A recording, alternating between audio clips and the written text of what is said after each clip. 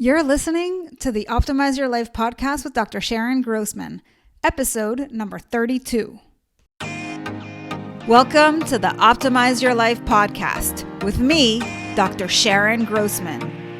As a psychologist, success coach, and emotional intelligence expert, I've spent the past 2 decades optimizing the mindsets of my clients.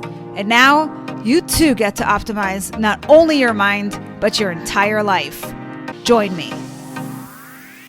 Hello and welcome everyone to another episode of Optimize Your Life. And today, what I want to share with you is what it is like to go from a negative mindset to not necessarily a positive one, but somewhere in between, and that is neutral.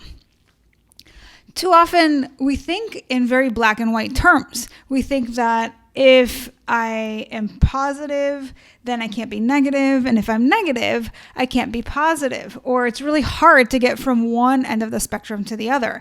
But I want to offer that there is that happy medium. And sometimes just getting to that place of neutrality can feel a lot more achievable, a lot more attainable. And maybe it'll help you get out of a negative place and not feel so cynical about whether it's even possible.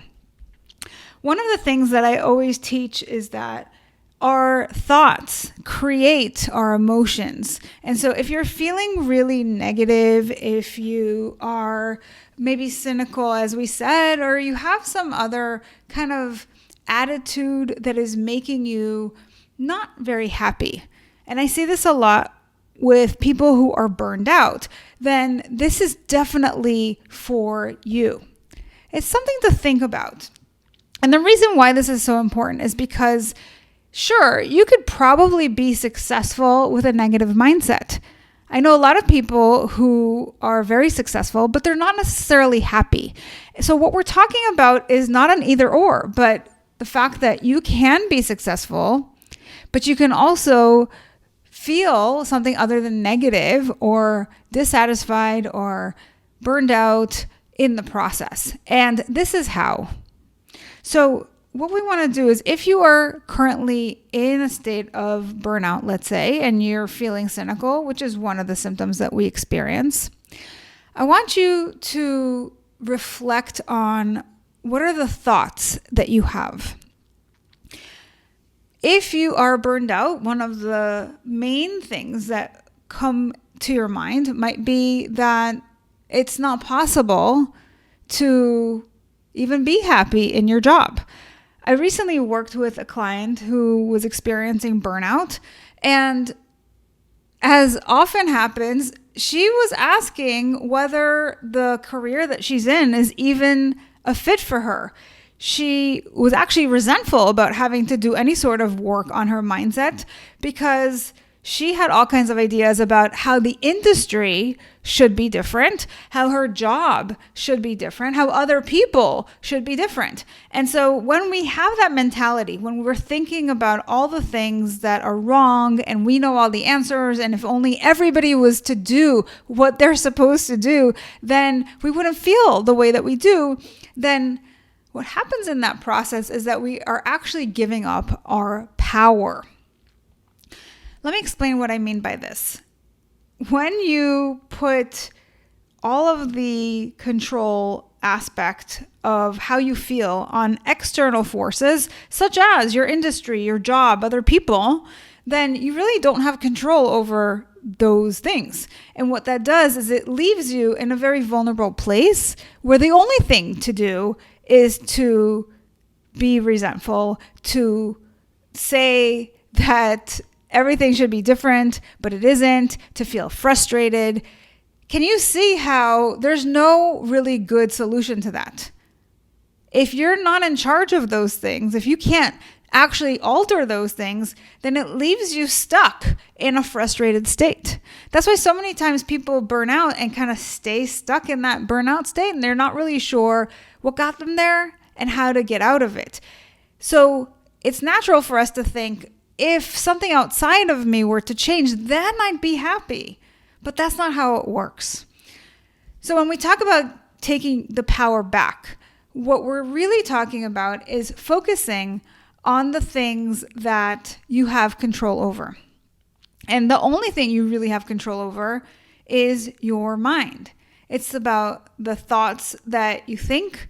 And when you are thinking very negative thoughts, you're going to feel negatively.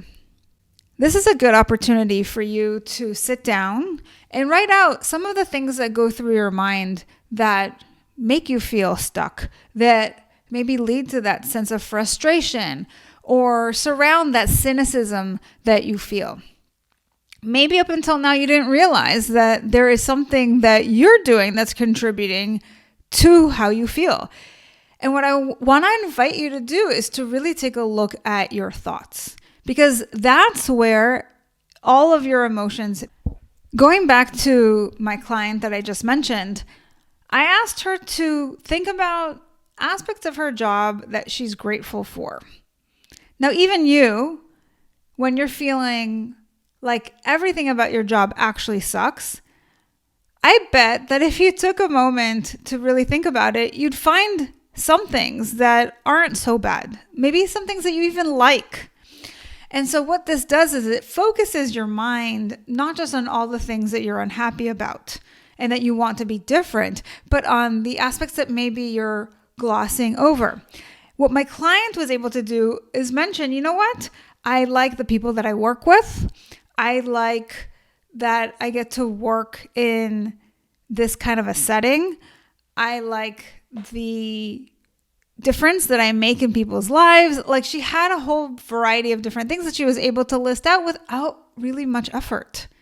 And I think it really surprised her because she hadn't been focused on those things. Then I asked her, what would it be like if from now on, when you went to work, instead of focusing on all the things that you don't like, you'd focus in on all the things that you're grateful for? What would be different? And you know what she said? She said it just felt so much lighter. Now notice, nothing actually changed in her job, in her industry, with the people around her. There was nothing different about any of those. She hadn't made any changes to her external world. The only thing that changed was her thinking. Now, I know that for some people, it might be even hard to access positive things to be grateful for. And for you, what I want to offer is that maybe you don't go from that really negative place to a positive place, but you go somewhere in between. You go for neutral.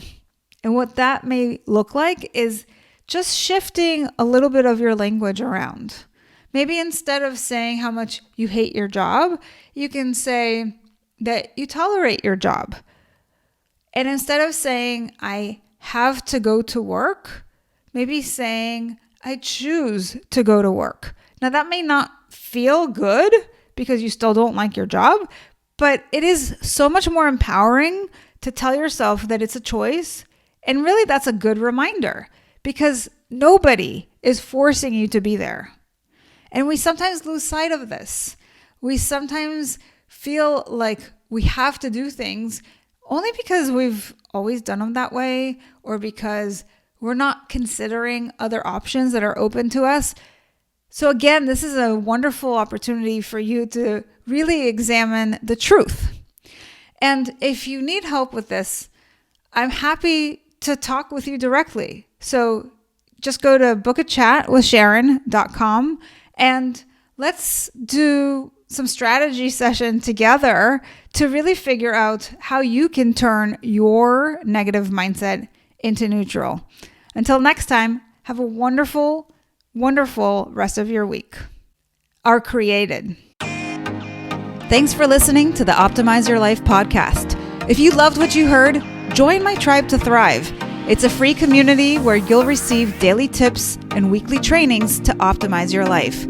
Go to drsharongrossman.com to sign up. I'll see you on the inside.